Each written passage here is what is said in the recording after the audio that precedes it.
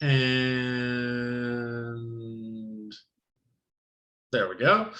So welcome in today. Today is June the 2nd, and it is Thursday at 6 o'clock, and this is the beginning of our session today. So I'll go over my plan for the afternoon, and hopefully we'll get to all of it. There's a couple of things that we didn't get to last time that I wanted to start off with today. I wanted to do the basic grammar recap, really just concentrating on the idea of the sentence and spending a little time getting to know some maybe forgotten or neglected attributes of the verb. Then I'll talk a little bit about the writing process. And then we will talk about the first research assignment, the free writing, and we'll go over some notes. I'll take you on a quick tour of some resources offered by the library. We'll talk about databases. We'll talk about searching the library catalog. I have a big folder full of links that I want to share with you that will help you hopefully in your writing process, especially for your research process. And that should round out the first hour. And then the second hour, I want to turn to more specifically to notes that we'll use as kind of a backboard against which to toss those readings, or at least the strayed reading, and then the Adichie TED Talk, but we'll also go over some notes for what I'm calling active reading. I'll introduce you to the concept of rhetoric and the rhetorical situation. And then we'll talk about expressive writing, the purpose of expressive writing, and the pattern of development known as description, and a couple of related ideas to description. So one housekeeping thing before I jump into all that, I did mention very briefly, and it was on the syllabus the other day, about the department exam. But upon further review of the department syllabus, it seems like we do not have a department exam requirement this semester. So until the English composition police come and arrest me for not offering a department exam, I'm not going to have one this semester. So y'all are already doing enough writing anyway. I'll check with somebody about that, but it seems like we have stopped doing a department exam. That's kind of what we've been transitioning. It seems like we were heading that direction during the pandemic, but it seems like they revamped the syllabus right before the spring semester for the English department, it's not even the English department anymore. Now we're the Department of Composition and Literary Studies, like everything's different now. But it seems like they dropped the requirement for having a department exam, and I thought it was weird that I couldn't find anything about it, but like I said, we're just not going to do that. So just don't worry about that. I cleaned it off the syllabus. There was only one mention of it anyway. So we're just not going to worry about that. Otherwise, let's dive into something I'm calling basic grammar. So let me start a screen share real quick. And I don't want to belabor too many of these, especially since, like I said, I was going through some of the responses for the syllabus quiz. One of the reasons why I give like some open-ended answers on the syllabus quiz is that it does give me like a snapshot of your general writing ability, right? I get to see like, oh, this is how everybody, this is how we're forming sentences, and it gives me like a good introduction to that. And so, like I said, I was getting a really good sense of sentence formation and communication, and even the people that were like, oh, I don't really write, like your sentences reflect an ability to communicate effectively in complete sentences, and that's great. So I'm not going to like belabor too much the parts of speech, other than to mention that when I say things like the parts of speech, the things I'm referring to are the big parts of speech: nouns, pronouns, modifiers, verbs. I think we all know what nouns and pronouns are. We'll talk a little bit about verbs. Modifiers is kind of a big category. It captures a lot of things like adjectives and adverbs. We won't concentrate too much on those right now. The only thing I really want to say about pronouns, nouns, obviously, these are persons, places, things. Pronouns, one of the things that I see is sort of I don't want to call it a writing problem, but just an issue that I sort of encounter sort of over and over again, especially if you don't write habitually, is unclear pronoun references and understanding like what your pronouns are specifically referring back to. It's a little bit abstract right now, and that's something that I'll bore down on probably a little bit more when we actually have some material to go over, so I can point out and say like, oh, see how this pronoun, this one doesn't seem to clearly refer back to other things. That might be one of the comments that you'll see whenever I'm leaving you comments on your writing. I'll say something like, oh, these pronoun references are kind of unclear. It's kind of difficult to untangle the logic of like what you're referring back to. Modifiers, like I said, we're not really going to get too far into this right now. Adverbs modify verbs. You can spot an adverb. It usually ends in ly. Adjectives modify nouns. In like sort of ordinary language, we don't, like, if we're texting people, if we're communicating on social media, one of the things I notice a lot is this erosion of the distinction between an adjective and an adverb. People often use adjectives to modify verbs. Again, this is all very abstract. It's something that whenever we have like a lot of actual content to work with, we'll talk a little bit more about like the specific parts of speech and stuff such like that. But verbs are kind of important. And I think that if you take nothing away from all of this grammar stuff that we're going to talk about, and it's not too much, the one strongest piece of advice I could give you to improve the strength and quality of your writing is get to know your verbs. You've all made friends with the verb to be, and we'll talk about the verb to be, states of the verb to be, including, to be, is, are, was, were, being. It does a lot of heavy lifting, but we need to venture outside the verb to be. We need to make friends with other actions, other verbs that express other nuances and other different little shades of meaning. And later on, I think I have another specific section of a set of notes whenever I introduce ideas like incorporating quotes or working with incorporating what others are saying. I've got like a bunch of different verbs that we could talk about, like to use, like, instead of the author says or the author's point is, we could, using verbs like the author argues, the author disagrees, the author suggests, right? All these other verbs that suggest like more specific actions that are going to give your writing a little bit more vivacity, a little bit more life, than sort of overly relying on forms of the verb to be, which is something I notice a lot in beginning writers, or writers that don't habitually write a lot. Just sort of this tendency to fall back on forms of the verb to be. A couple of different attributes of verbs, tense and mood. Tense, you're probably a little bit more familiar with the idea of verb tense. This is the past, the present, the future. I'm not going to ask you to memorize the various tenses of English verbs. There's something like 14 of them. Really, I think we need to concentrate only on the simple verb tenses. These are the simple past and the present, really. One thing we'll talk about whenever we get into MLA style is MLA style wants us to write in the simple present tense, which is kind of a weird and awkward habit to cultivate. We tend to, I think, default to writing in the past tense a lot, but with MLA style and a lot of academic styles, they want us to write in the present tense. They want us to talk about the text as if it's existing right now.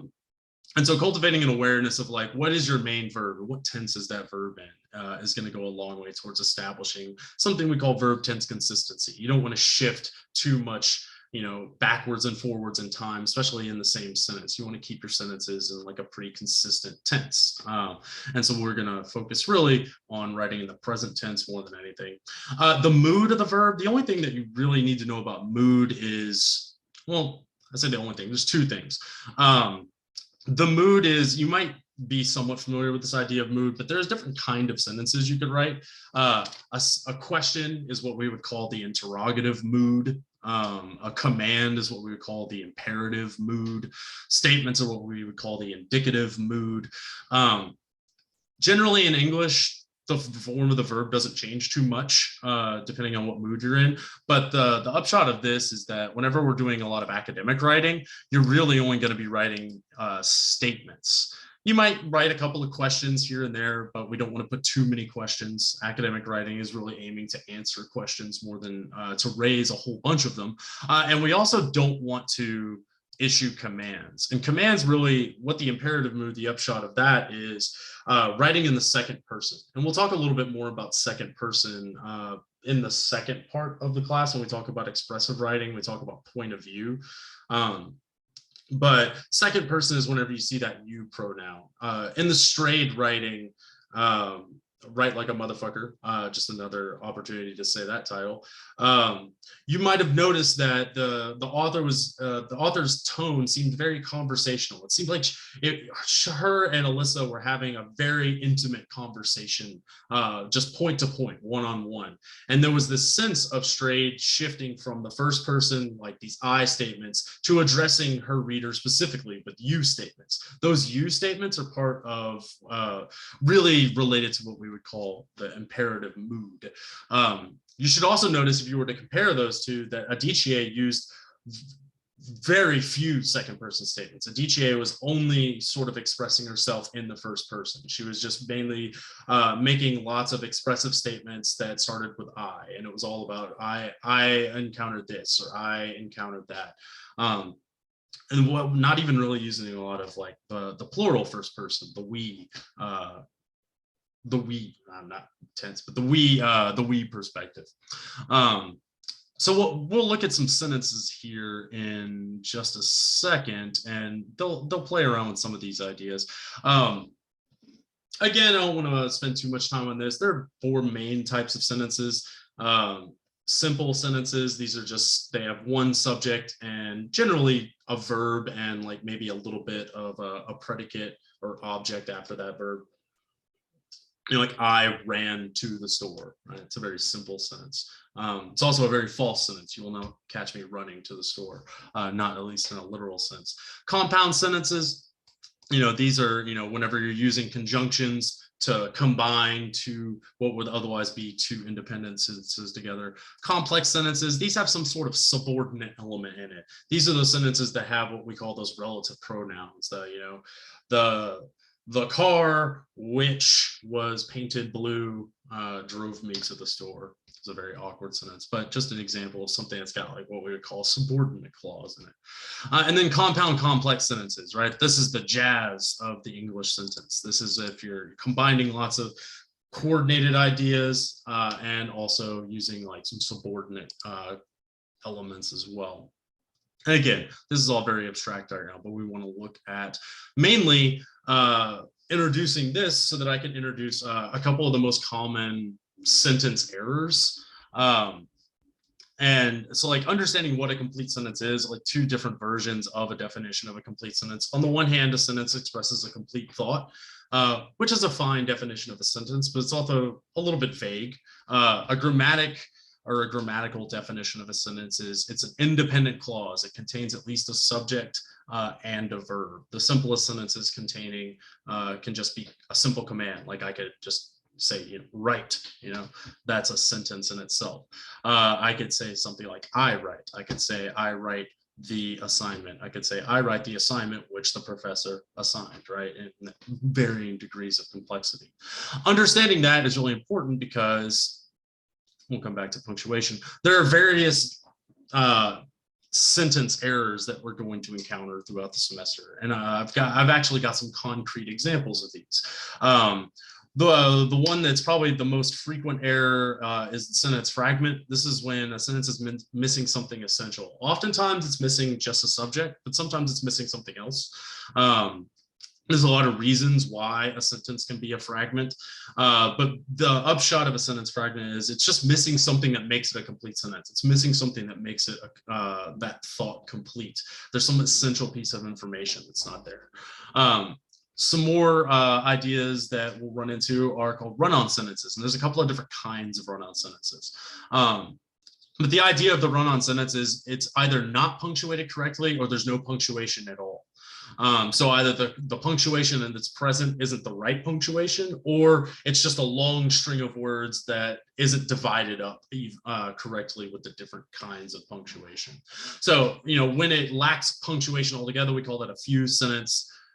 When it has commas in the wrong places, we call those comma splices. And then this interesting one down here. Polysyndeton is a run-on sentence. This is just, it's got a lot of conjunctions. You just keep adding and this and this and this, and it's the same sentence just keeps growing bigger and bigger, and it just metastasizes with a whole bunch of different conjunctions that aren't punctuated correctly. And so, like I said, a lot of that's really abstract. So what I wanted to do for just a moment is look at some sentences. On the screen right now, can you see something that says sentence fragments, and then there are 3 sentences? I'm seeing some head shaking. Fantastic. Let's look at this first one right here. This one right here.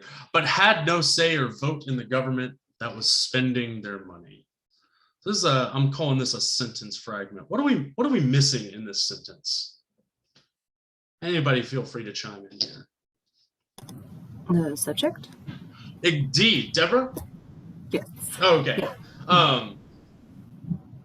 Right. We have to ask, look, yeah, who, right? Who's doing the action of the sentence, right? And so, like, knowing the parts of speech is important because we can sort of break the sentence down. We can divide it into its parts, right? We start off here. We've got this but, which is a conjunction, right? A conjunction's not a noun. Then the next sentence, the next thing we've got is had.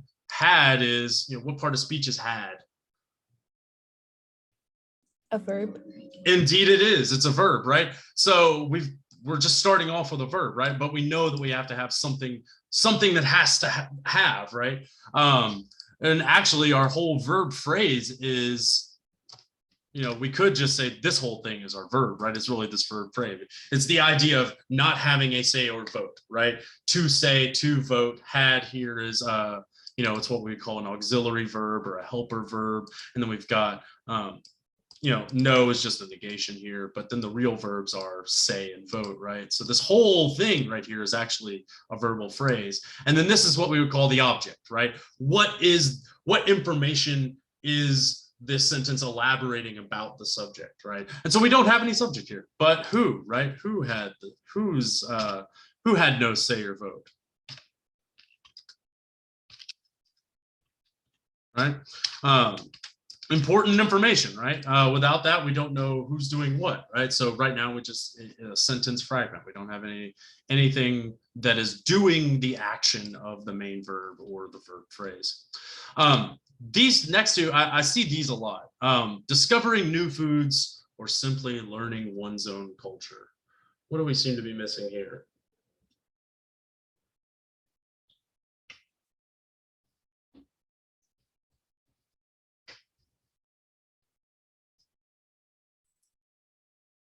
Still the subject? We're still missing the subject, right? We've got 2 verbs, and this one's interesting because these ing verbs, we've got a couple of verbs in the sentence, right? We've got discovering and learning. These are what we call present participles, but present participles are real deceptive because they can also, and this is where I don't want to bore you with too many grammar terms, but present participles are also have a different form that are called gerunds. Gerunds are verbs masquerading as nouns, right? So, these are examples of these would be like flying, right? Flying is a gerund. It could be a thing that you're doing, right? It could be a noun, it could, or it could be an action, right? The plane is flying, right? That's flying as a participle phrase. Flying is fun, right? In that sense, the word flying, right now I'm using flying as if it were a noun, right? And my main verb here is.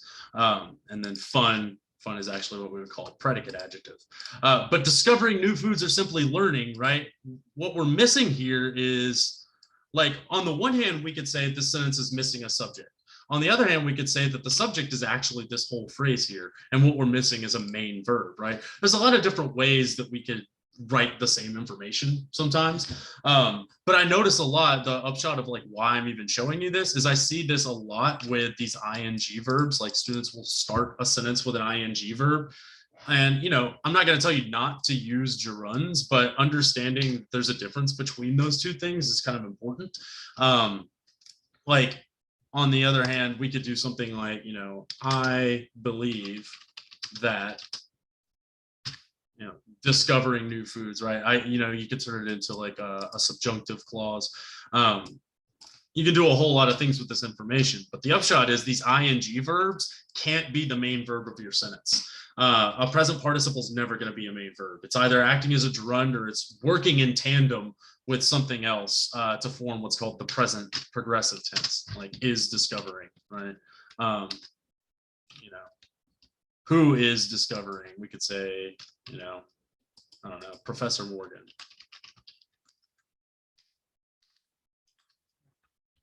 Professor Morgan is discovering new foods or simply learning one's own culture, right? Because I'm a real go-getter and I like to learn things, right?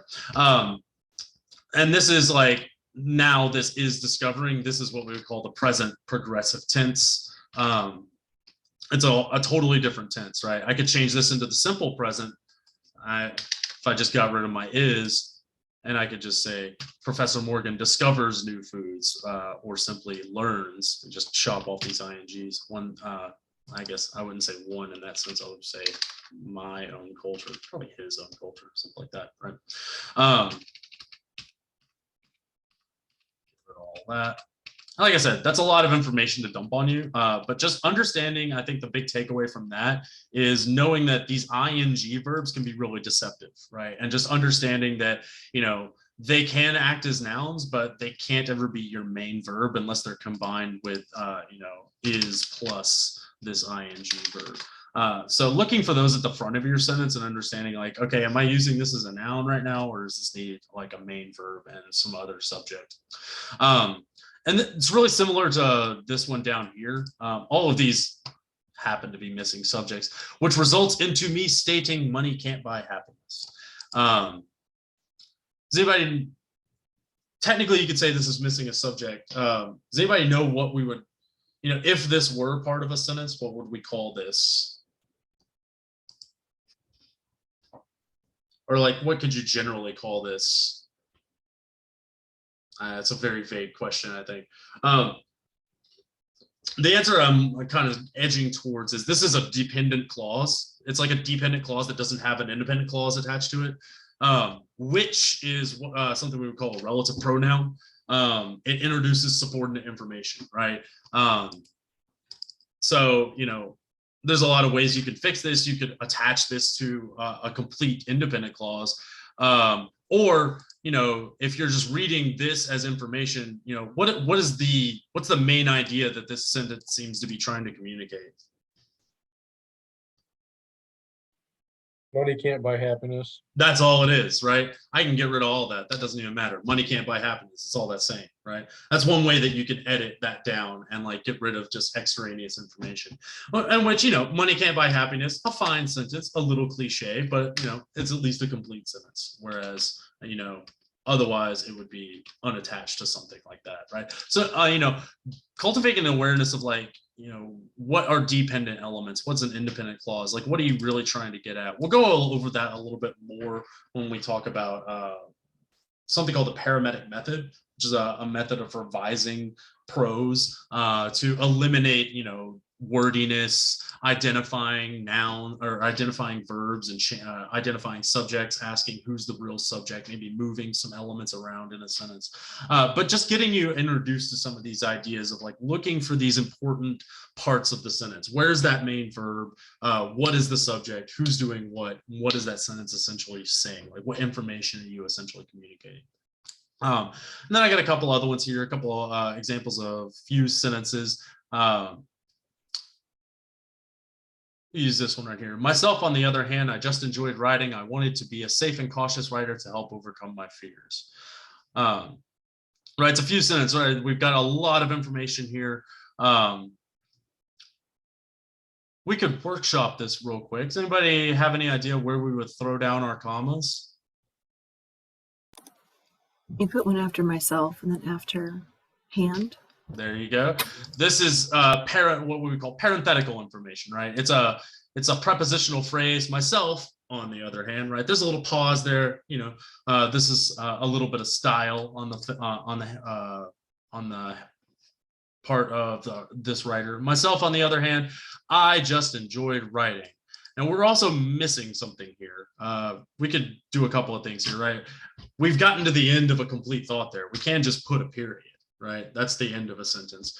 I wanted to be a safe and cautious writer to help overcome my fears, right? We could easily make that into 2 sentences. We could throw a comma and a conjunction in here, and I wanted to be a safe and cautious writer to help overcome my fears, right? So it's understanding, right? We've got a subject here. We've got a verbal phrase here.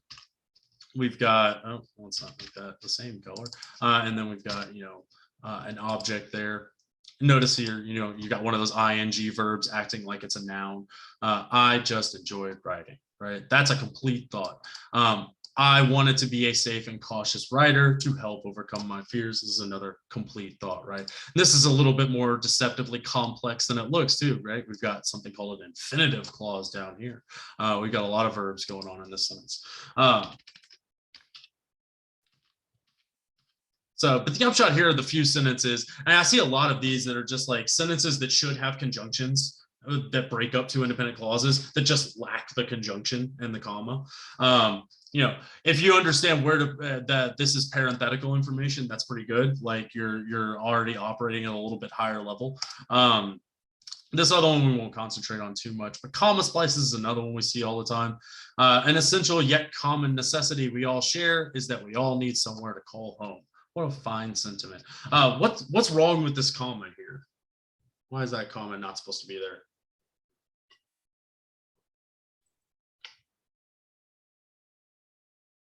Because it's separating 2 different, it is separating the same idea. Well, you're on the right track. It's just that we never separate the subject from the verb like that, right? We never put a comma between the subject and the verb, right? If you ever see that and you're reading back over your writing, it's a thing that happens all the time. A lot of these are just kind of proofreading errors. I think, I don't have any direct evidence of this, but it's a strong suspicion that I'm like stealing from insights from like cognitive science, but like our brain fills in a lot of gaps. And these little structure words like, the missing conjunction up here, or, sort of carelessly typing in a comma there. Like sometimes when we read our sentences back, we don't even notice that we put a thing there. And so like all things considered, this is like a pretty fine sentence that communicates clear information. It's just, this is just a thing that we don't do, right? This one down here is a little bit worse because we've got random capitalization syndrome. Pampers versus diapers. Some people will say they do the same thing. To be honest, they are a way. We've got some phrasing issues there at the end. They are a way.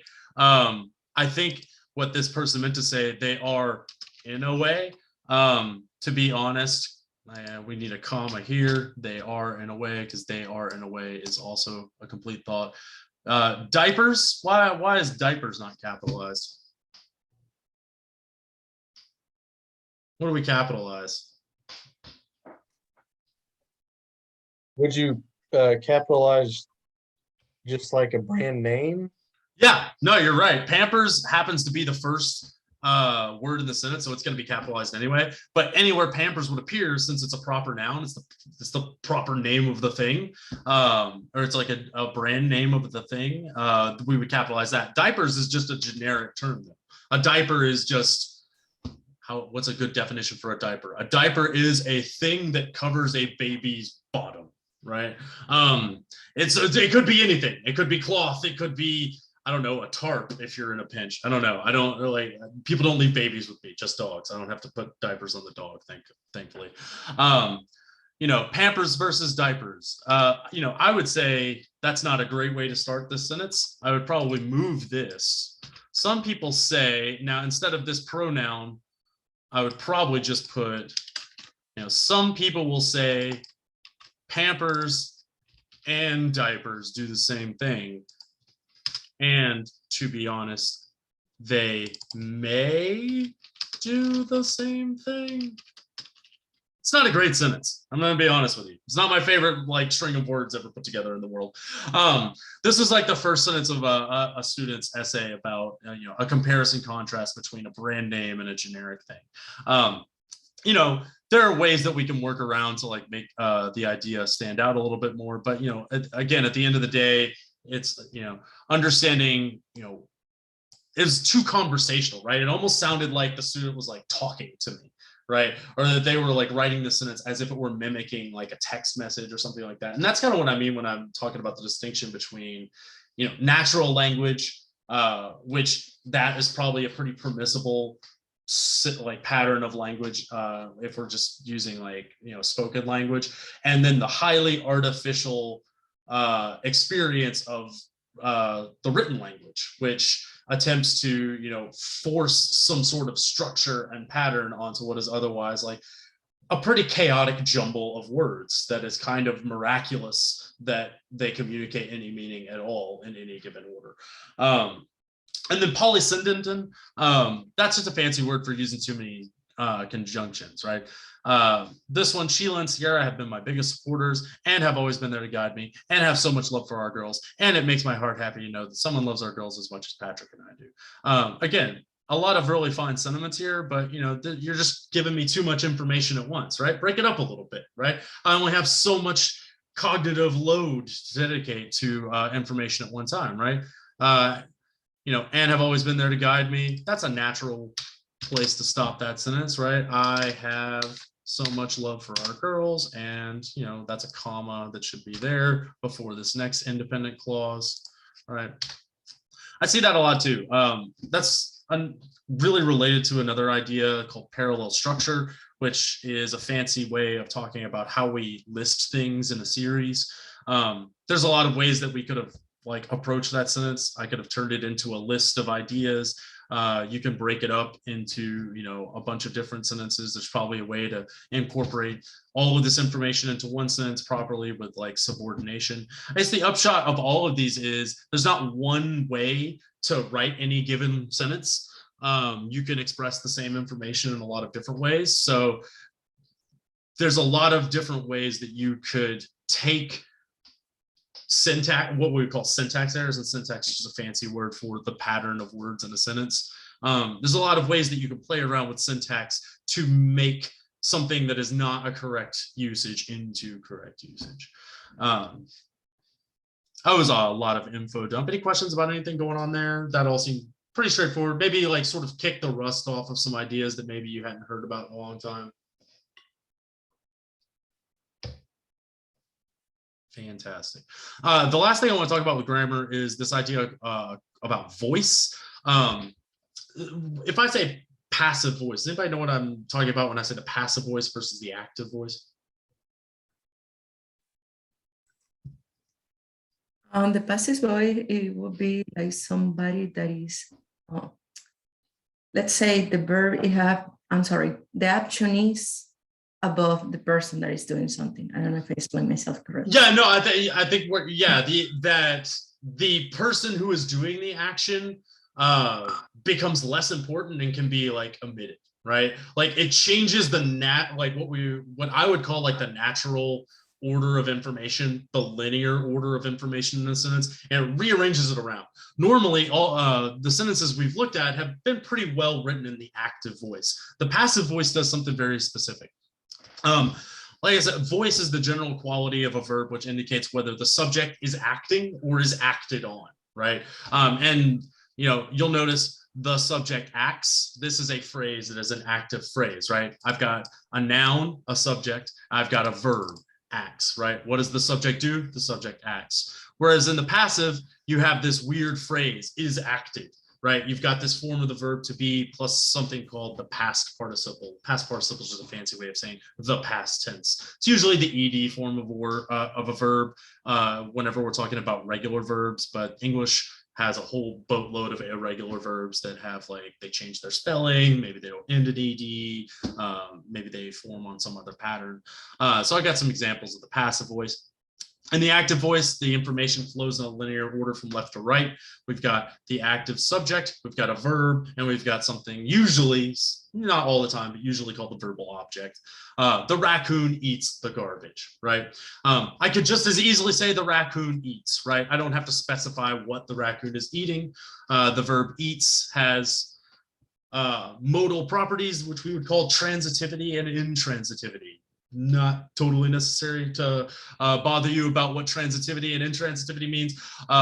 Although if you're curious, a transitive verb means that the action transits through the verb to the object, right? What is the raccoon doing? Well, it's eating the garbage, right? It transits from left to right. Whereas an intransitive verb, we say, is the action of the subject terminates in the verb, right? If I were to say the raccoon eats, it's an intransitive use of the word eats, because eat is the end of the sentence, right? It's the end of the idea. It's the end of the action. The raccoon just eats. In the passive voice, things get really complicated really fast.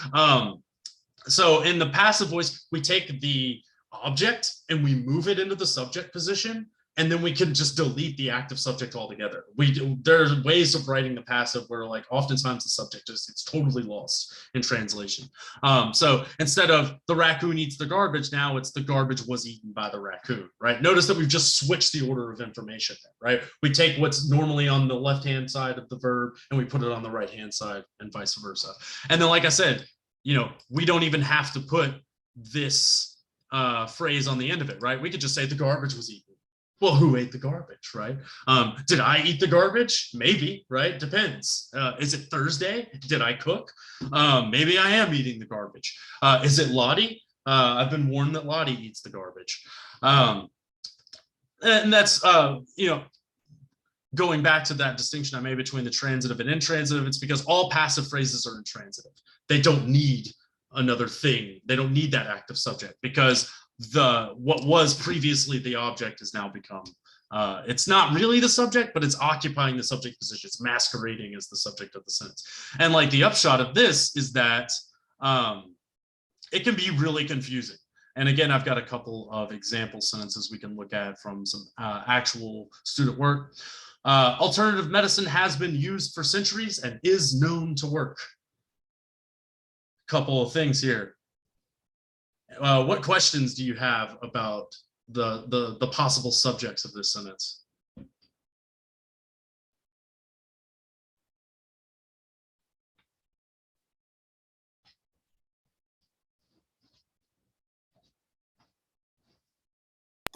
What is their definition of alternative medicine? Well, that's more of a content question, I would say, right? Okay. Like that's something that, that would be more of a question of definition, right? But my first question is, who's using alternative medicine? Who's doing the using, right? Who's the subject, right? Who's using the alternative medicine? And, who is it known to work relative to, right? Who knows that it's working, right? If I were to put this in the active voice, then all of a sudden I don't have anything. I have X knows that X has used alternative medicine for centuries and knows it works. Yeah, that's roughly, oh boy, terrible spelling, right? Who is X, right? Who's using and knowing, right? I know, Lottie, it's terrible. Like Lottie wants to know too. She's like got some arthritis in her joints. She needs maybe some salves, right? So who is doing the using? Who is doing the knowing, right? That's important. This one's equally confusing. The importance that is stressed through this article is understanding protein and its binding surfaces.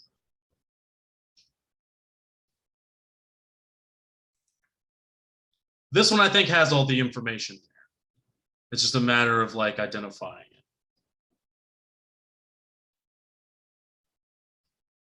Maybe I want to give a stab at how to write this sentence in the active voice.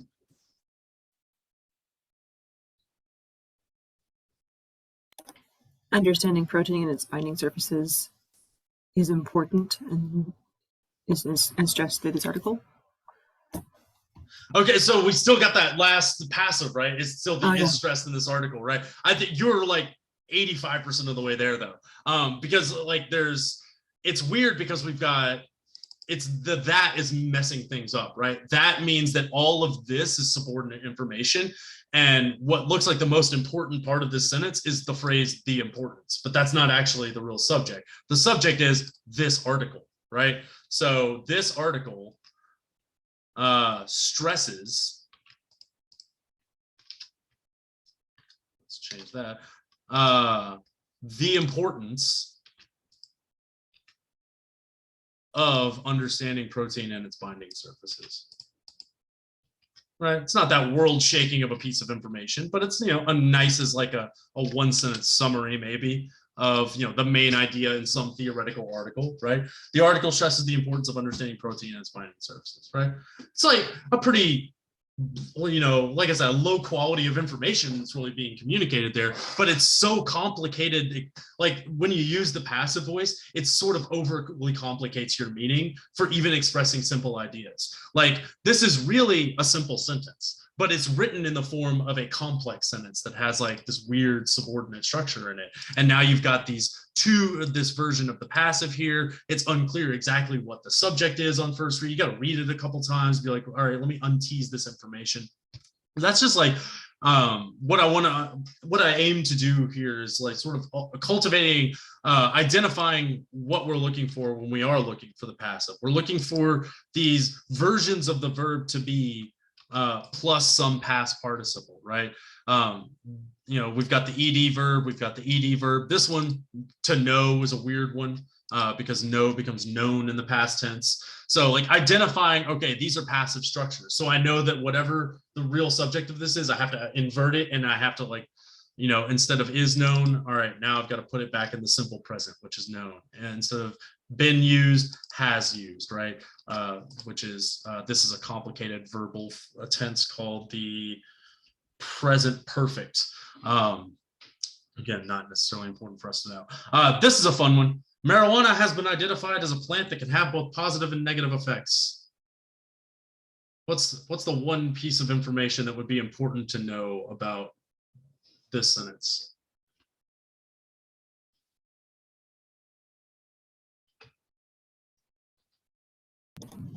I would think again the who. Who is identified? Who's identifying it? Is it Lottie? Is it Mark the Plug down the street, right? Is it a Harvard Medical Journal study, right? The distinction between these things is very important, right? It could be the difference between a valuable, credible source and just a guy out on the road, right? Is it Alex Jones? Hopefully not, right? But again, right, it's identifying these complicated passive verbal structures, right? Has been identified as. And then when you untangle this, you know, X has identified marijuana as, and then here's our whole thing that we're saying about marijuana as a plant. You know, it's not really saying very much, right? Here's a thing that has both positive and negative attributes. Okay, you know, sure, that's a lot of stuff, right? It could be marijuana, it could be this water bottle. There are lots of things that have both positive and negative attributes, right? You know, if it's, you know, Dr. Marijuana Researcher, you know, has identified marijuana as a plant that can have both negative and positive effects. Now maybe I'm listening, right? Because now we're citing some specific, credible, possible information, or a researcher or somebody who has like some real gravitas, some real credibility that's saying something about this, right? If this is just, you know, Phil has identified marijuana as a plant that has, well, great for Phil, right? Like, I hope it works for him, right? But it's, yeah, you're laughing, right? It's comical when you put it like that. It's like, well, this is ridiculous, right? Phil could be anybody, right? Maybe it's Dr. Phil, right? Still not, probably more credible than Phil down the road, but, you know, maybe not credible when we're talking about marijuana use. Maybe, I don't know what specific credentials Dr. Phil has. Supposedly he's a doctor of something. So I think some kind of psychology, but you know, maybe not a medical marijuana researcher himself. Anyway, the upshot of all this is identifying these passive phrases, right? Has been identified. And, you know, I think that the passive voice is often used as kind of a shortcut to sounding formal. You know, yes, marijuana has been identified, right? Now I can talk about marijuana and sound like a very scholarly person. But it's like, you know, if you understand that you're using like what passive structures are, you understand that you're really not actually saying anything profound there, right? I would much rather read, you know, Phil, a researcher at Harvard Medical School, has determined, right? And just understanding, like, you know, what structures you're using in writing in the active voice is preferable, right? The passive voice isn't wrong. It's a part of English grammar. We use it all the time, and specifically in scientific or technical writing. Whenever it's not really important who's doing an action, then the passive voice is quite fine, right? And it is like quite formal sounding, right? And a lot of, if you ever get the chance to read, and I'm sure some of you will decide to write about some more technical or scientific kinds of stuff, you might read some, medical literature that uses a lot of passive voice. It's not important to know that Phil carried, the beaker. The beaker was carried is just fine. It just matters more the results than the person doing the thing, right? But when we're doing like research and we're like usually citing sources or incorporating data, it's important for us to name the subject of a lot of things, right? Because it's important to, for the credibility of the statement that you're making, oftentimes it's really important to use the active voice, because using the active voice is going to tell your reader information about who is doing this action, where is this information coming from, who is making this claim, who is suggesting what, who is arguing what. And so like, again, I'm not going to tell you to not use the passive voice, but it's really more of a question of like, are you doing this intentionally? And that's really the upshot of like all writing is you can break all the rules you want as long as you know why you're breaking them. And it's important to learn the rules before you start breaking them, right? You don't want to start playing jazz before you know the blues. But, as long as there's intention behind what you're doing, if there's intention behind that passive voice, then, by all means, go wild, use it. But sort of cultivating an understanding of like knowing what you're looking for is also really important. A bit of an info dump there, but any questions about any of that? Just sort of bringing to light maybe some ideas you haven't heard about. I don't think anybody's probably heard about the passive voice since elementary school, unless you're doing lots of like editing on your own, which some of you are. I did notice in some of the syllabus quiz responses that some people were like, is it you, Deborah, that is like sometimes edits? I do. Yes, Yeah. I have. Yeah. That's awesome. Really, it's really illuminating to have somebody else read your stuff. It brings to light a lot of things that you don't notice. I get it all the time. I do tutoring for people that are like from all grades, from high school to graduate work. And, even people that are in graduate school, like I just read I didn't read the whole 55-page document, but I was just like checking for APA source information. And like, most 90% of the guy's information was fantastic, but he was still making mistakes, right? In grad school, I still make mistakes, right? It just helps to have somebody else go over your stuff, even if you know what you're talking about. All right, on that note, that's a nice pivot to the writing process itself. And we'll blow through the writing process for the next 10 minutes or so. I should wrap this up by 7. Then we'll take our break a little bit late today at 7 o'clock. And then when we get back, we'll talk about the research project itself. We'll talk about some research notes, and then we'll pivot to expressive writing there on the second half. But not too much to talk about with the writing process. Key things I want to talk about here: free writing, outlining, drafting, and revision. The 3 main stages of the writing process.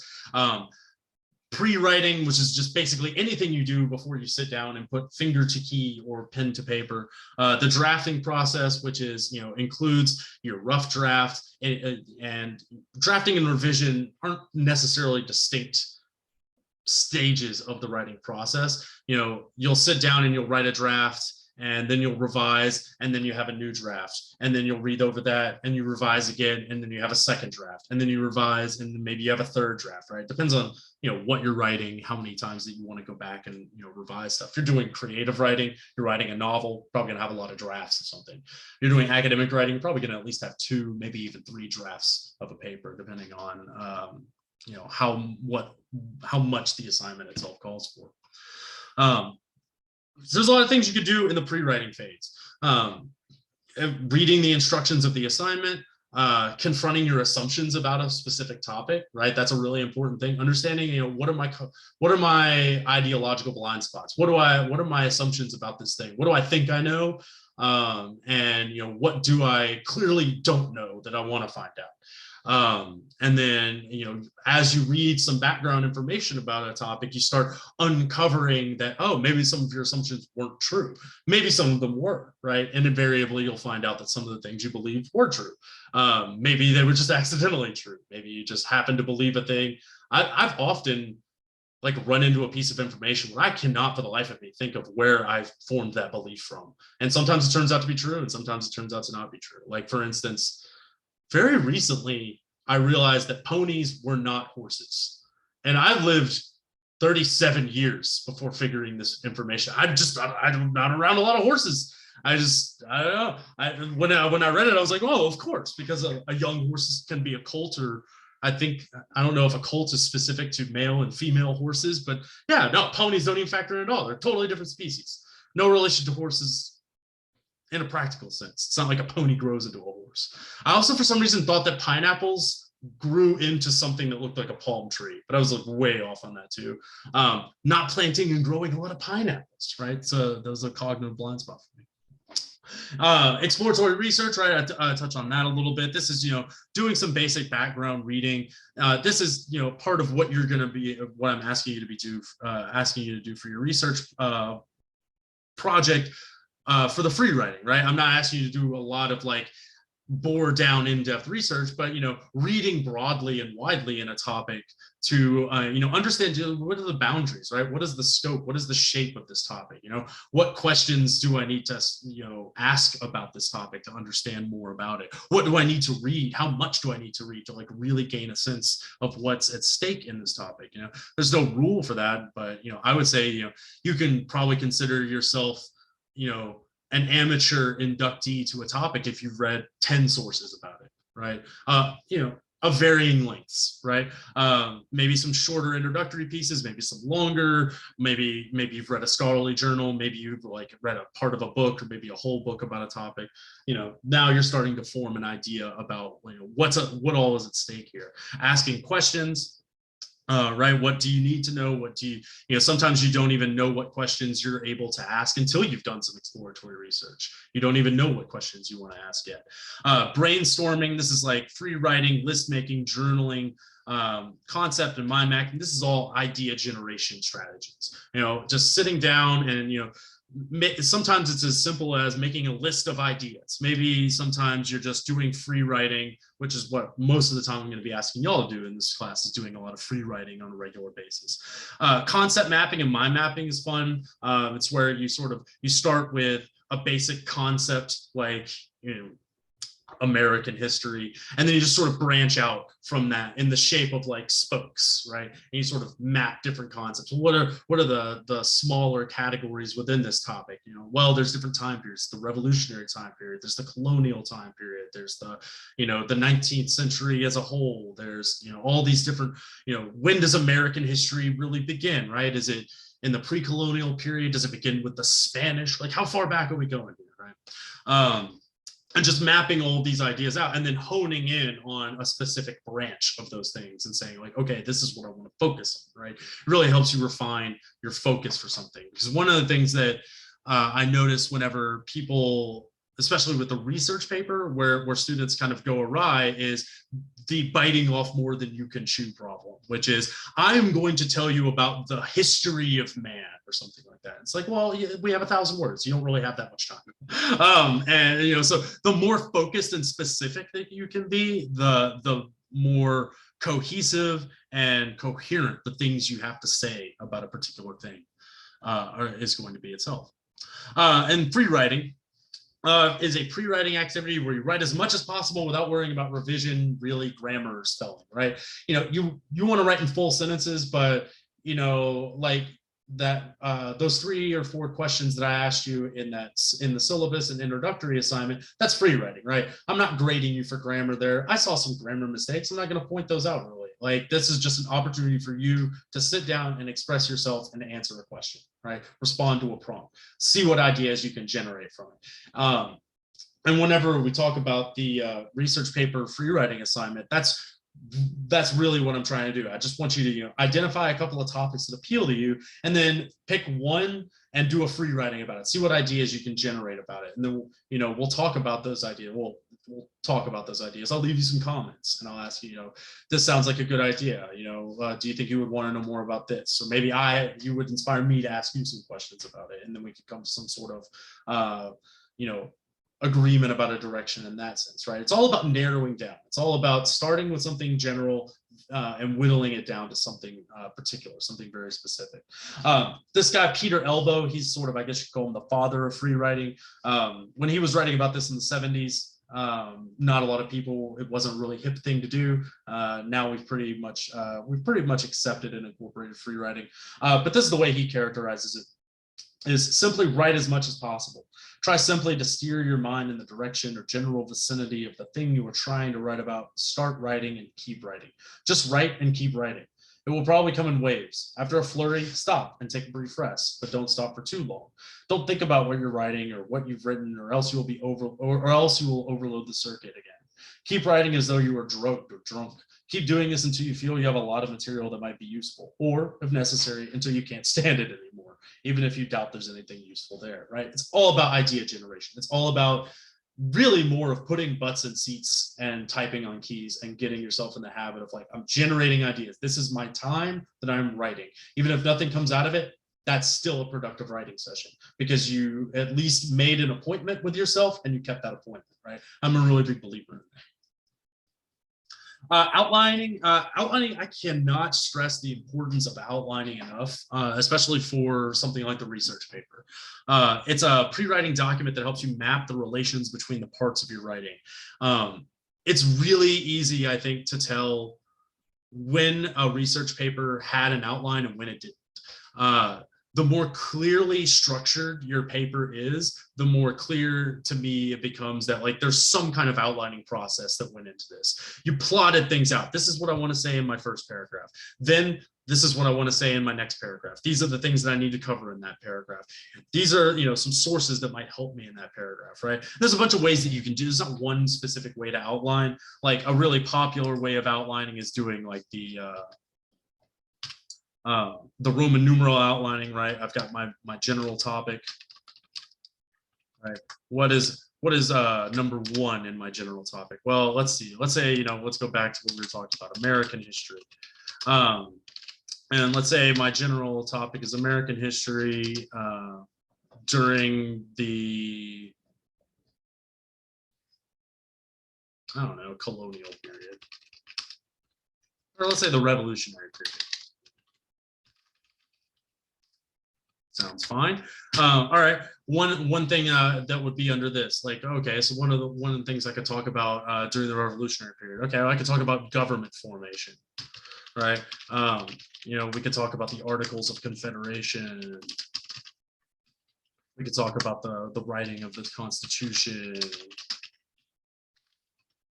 Right? And then under that, we could talk about, all right, well, what happened between those two things? Well, we've got like the Federalist Papers. Got the Anti-Federalist Papers. You know, we've got important ideas and people to this, like James Madison. We've got Jefferson, right? A bunch of different, right? Like we're just sort of like punctuating some ideas, right? And we're sort of outlining where are we going in this. And like you could do outlining at various different stages. You could do outlining early in the pre-writing process when you're just sort of, this could be a way of mind mapping. It could also be a way of like organizing, like whenever you finally get your draft, you're like, okay, in my introduction, I want to say this, right? Oh wait, they went too far. Y'all get to see my horrible spelling. My introduction, I want to say this, you know, then I've got my thesis statement. Now, you know, I got paragraph 1. You know, what am I want to say in paragraph 1, right? What is X, you know, Y, and Z that I want to, you know, what are the 3 pieces of information maybe I want to cover here? Maybe I just want to focus on one thing, right? Maybe I just want to talk about X in paragraph 1. Maybe, you know, then, all right, paragraph 2, what am I going to do in paragraph 2? Well, you know, paragraph 2 I already talked about X, so here I'll talk about Y, right? It's just a way of like sort of mapping out your paper, right? And like forming together ideas. And like papers that have outlines behind them are just so much more strongly structured, than so much where they hang together. Whenever we talk about writing I once had a writing teacher who on the first day of class put a question on the board. It said, what is good writing? And we all had no idea what he wanted us to say. And we all said that good writing has flow. Good writing like moves really smoothly. And he was like very frustrated. He was like, no, good writing is grammatical writing. He was an old stodgy man. I think what we were all like, our intuition was like, good writing hangs together. It sticks together well. And good sticky writing comes from having a plan. And that plan is your outline. And so that I think is a really important stage of pre-writing, especially if the more immediate you are to your actual, assignment document. And then the drafting stage, this is the actual process of developing a draft. Don't make your final draft your rough draft, right? Don't make that mistake of I waited until the day before this is due to write my draft. I'm going to start with my introduction, and that's the first thing I write, and I'm going to write all the way to the end, and the last thing I write is the last word in my conclusion. Drafting comes in stages. Sometimes you want to work on your intro paragraph. Sometimes you want to work on a later part of it, right? If you have a strong outline, you can dip in and out of those different parts of your paper. And you say, you know what, today I'm working on my introduction. You know what, I'm sick of my introduction. But I feel like I have a really strong sense of what I want to say in my third paragraph because I'm doing a lot of research on this topic. So I'm going to write about my third paragraph today, right? Drafting is like a very collage-like process of putting things together. It's not, writing isn't always a linear process. You don't just travel from the first word of the first paragraph to the last word of the last paragraph, and then you're done. Let's see. At school, they make us write a hook and a bridge, but with one sentence. Would you recommend going into more depth about our topics? Well, what I think what you're getting at with the hook and the bridge is the idea of topic sentences and transitions, right? Moving from one idea to the next and then beginning your paragraphs with clearly stated topic sentences that tells your reader, what's this paragraph all about? And so like whenever you develop your body paragraphs, the content of your body paragraph is going to be that more in-depthness about the topic. Does that make sense? Bailey, does that address your question? Cool. We'll talk about that a little bit more when we talk about structure. I have a model of paragraph structure I like to talk about called pie paragraph, and it breaks paragraphs down into 3 main areas to talk about, one of which is your topic sentence. And then I also deal with transitions in probably the same lecture, but in a little bit different area. And then finally, revision. It's a process of rewriting parts or whole drafts. It's more than just changing a word or two, right? There's often we use the words revision and proofreading and editing kind of synonymously, but they are very different, right? Proofreading is like, it's the last set of I's you put on a polished product. You're proofreading to make sure, are all my I's dotted, are all my T's crossed, are all my commas in exactly the right place, right? Editing is more of like, this sentence could express this idea better, these little spot changes here and there. That's really doing editing. Revision is like, okay, here's my rough draft. Sometimes you're going to rewrite an entire section of a paper, an entire paragraph or something like that. Revision is kind of like a wholesale process of looking at what you've written and saying, how can I express it better? Am I being as concise as I can? Do I need to use more words? Should I use less words? I have a system of proof or revision that I'm a big believer in called the Paramedic Method, developed by Dr. Richard Lanham. We'll talk a little bit more about the Paramedic Method once we get close to assignments that actually have revision as a possible component of that and what to look for. But put a pin in looking for the passive voice, because that's going to come back and rear its ugly head again once we look at the ideas of Paramedic Method. Because one of the things that Lanham wants you to do in revision is identifying your subject, identifying your main verb, asking, is there a better way to express this action? Do I have a fully expressed subject? Do I need to rearrange the organization of information to more clearly express what I'm trying to say here? And that kind of brings us to a natural landing on that. Any questions, comments, concerns? That was, again, a lot of information to sort of throw down on you. But, any questions at all? Fine, indeed. Otherwise, let's take 10 minutes. You do what you have to do. I'm going to pet this dog. Probably gonna refill my water, and I'll see y'all back at, let's say, 7:15. We'll start a soft sort of on hour 2.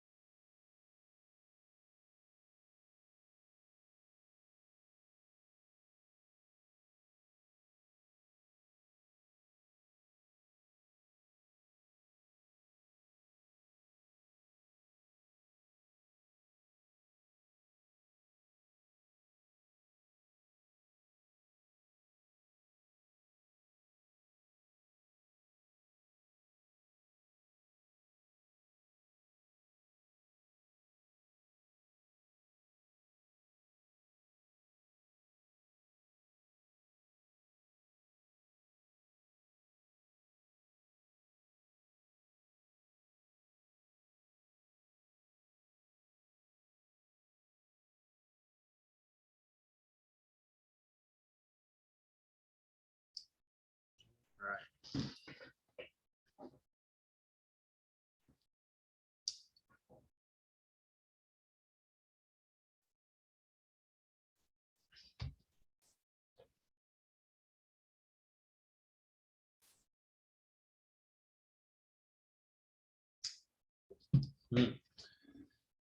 Speaking of biting off more than you can chew, I have a lot of groundwork information.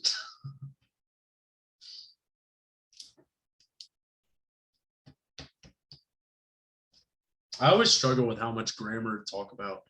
Is like on the one hand, it's really important. Then on the other hand, it's going to bore everyone to tears, and it doesn't make any practical sense often to talk about grammar without doing writing. So. No, I like grammar. I always enjoyed it because it's kind of like it's logical for the most part, but it does get overwhelming, especially when you're talking about specifics of types of words without actually using, like you're saying, using them in the writing process. But it is fascinating. It is fascinating. I really fell back in love with grammar after I took logic. And I realized after I took some logic classes, I was like, oh, I'm actually kind of good at this. And then I took a class called Modern English Syntax. It was basically like advanced sentence diagramming. And I was like, I am such a nerd. This is so much fun. Diagramming is fun. It's so weird how much I was like, but all the parts relate. You could see how they all relate and they all serve a purpose. And I was like, yeah, grammar's a weird cult. I'm there with you. Yeah, it's super weird. Actually, it's funny. So my mom homeschooled all of us, and she loves grammar. And when my kids were born, my son couldn't say the word grandmother or grandma, or he called her grammar. And I was the first one with kids, and so that name has stuck, and it makes her day. She's grammar. That is really funny. The embodiment of grammar. Yeah. That'd be good. That'd be a good children's book, like a good old grandmother grammar. Oh yeah. Actually, it could get really dark, like the Brothers Grimm version of the grammar tale, right?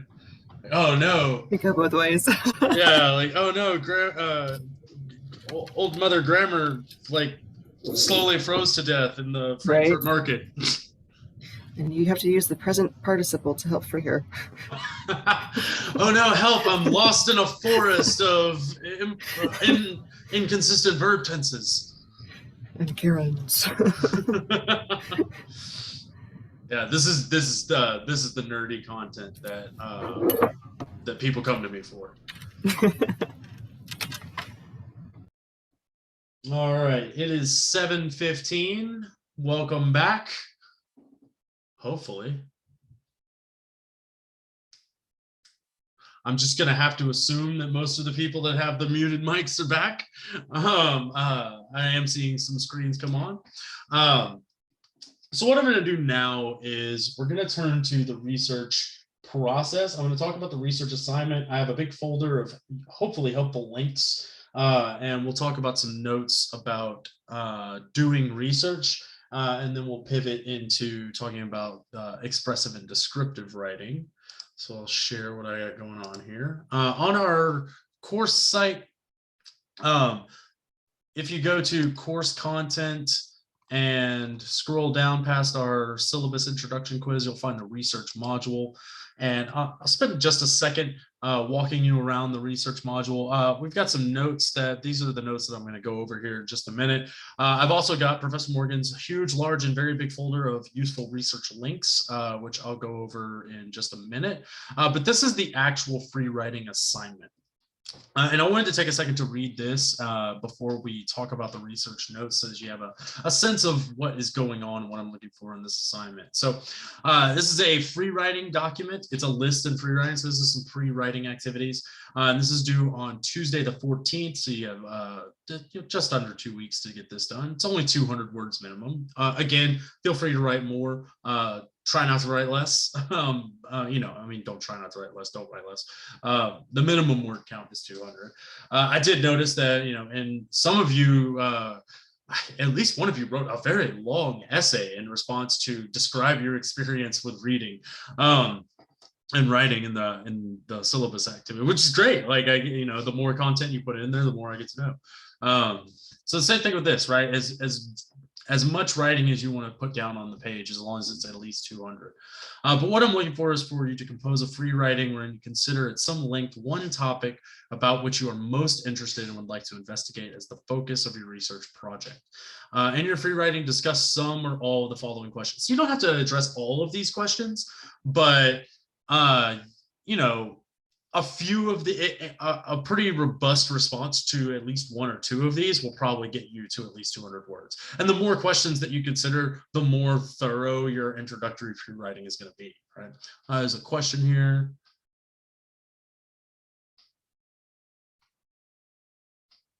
Sure, Travis, I'll get back to you in just a minute. It looks like that was a direct message to me. If anybody doesn't know what I'm talking about, don't worry about it. So some of these questions include, why are you interested in this topic? And why is this topic important to you? So this is kind of like an expressive purpose to answer the question. What do you think you already know about the topic? What are some of your assumptions? What don't you know? What informs your understanding, right? From where have you gotten the information about this topic, right? If you know anything about it at all, why? Did you read a Wikipedia article about it? Did you listen to a podcast about it? Have you read a book about it? Have you read many books about it? Is it something that you've been interested in since you were a wee child in Pampers and or diapers? What's your familiarity with it, right? Why do you think you're interested? What do you think you know about it? What would you like to know about the topic? What personal or professional experience, if any, do you have with it? I have a lot of people, especially, I have a lot of dental assistants and healthcare adjacent people. I've had a lot of people write about their doing research on something that they're studying. Specifically, like I had somebody who wrote a paper about the importance of oral hygiene. Which was very enlightening to me. And I've had people write about veterinary medicine and all sorts of stuff. I had a guy write a paper about like a particular kind of fish. It was a thing that he was interested in. He produced a really good essay about it. It was fantastic, right? That's what I want to know about, right? What speaks to you? What is the thing that you're interested in that you want to know about? This is why I'm not trying to force a topic on you, right? I want you to find and develop a topic that's interesting to you. So maybe you have some experience with that already, right? In some sort of maybe amateur or even a professional capacity. Maybe you work in a bank and you want to write an argument about, I don't know, mortgage loans or something. Does that have to be a specific type of essay? It's a good question, Bailey. In the end, you're going to have a twin focus. Your focus in the final draft of this essay is going to be both informative and persuasive. So there's going to be an element of your essay where you're, giving me information and explaining stuff, but also you are making an argument about something, right? So it's not just informing. There's also going to be some kind of persuasive component, and we'll get to that when we talk about research questions in just a second here. So to help develop your topic and your research question, right? What sort of research question do you want to spend time answering? Navigate to the ACC Library Research Guide, and there are a couple of different pages here. So, in your final draft, what I'm aiming for you to produce and what I'm going to ask you to write more times than anything is something called thesis statement. A thesis statement is basically a single statement that is what your paper is all about. What are you trying to tell me in this paper? And one good way to come up with a thesis statement, and I think a really good way to think about how you're going to develop a thesis statement eventually, you don't necessarily have to develop one in this assignment specifically. That'll be for later assignments. But starting the thinking process on your thesis statement is going to start with the thesis statement to your research draft is the answer to your research question. So working on adequately formulating a question which you are providing an answer to is going to go a long way towards establishing like where the direction of your paper is going to go, how you're going to get to that persuasive focus. And so there's a couple of ways. I think these are really good resources to use. So there's a couple of different tabs up here you could go through. There's also a blank worksheet, but this is like a brainstorming chart.